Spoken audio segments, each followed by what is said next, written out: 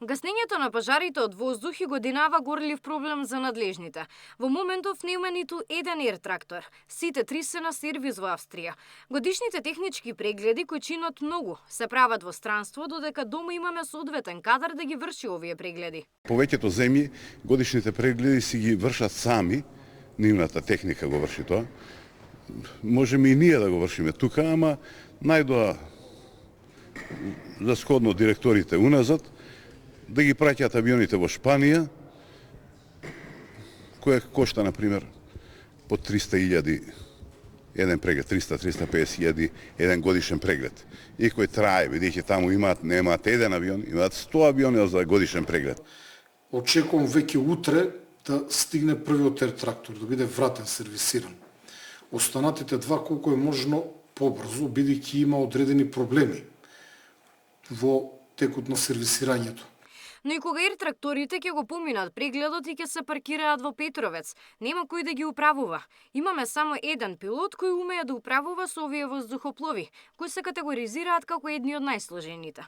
Првата опција на маса е решението од лани. Течат преговорите со пензионираните пилоти да се вратат на работа со договор на дело.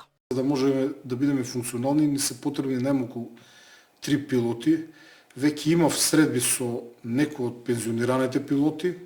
Разговараме, преговараме, постои можност, доколку се договориме, истите пилоти од минатата година да бидат ангажирани и ова лето, луѓе кои што ги почитувам, кои што својот живот го поминале летајки. Пилотирањето воопшто не е примамливо за младите, а обуките се скапи. Колку долго време е потребно за млад човек повторно да се едуцира и да биде подготвен да управува со ертрактор?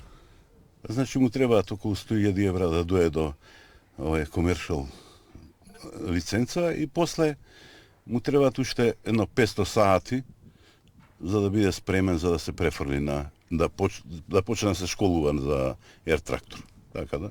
Уште толку пари. Ангелов, кој пред 4 дена седна во директорската фотелја на Дирекцијата за заштита и спасување, најави зголемување на платата на пилотите за неколку недели, како механизам да има поголем број на лица кои ќе се занимаваат со оваа професија. Габриела Лескова, Сител телевизија.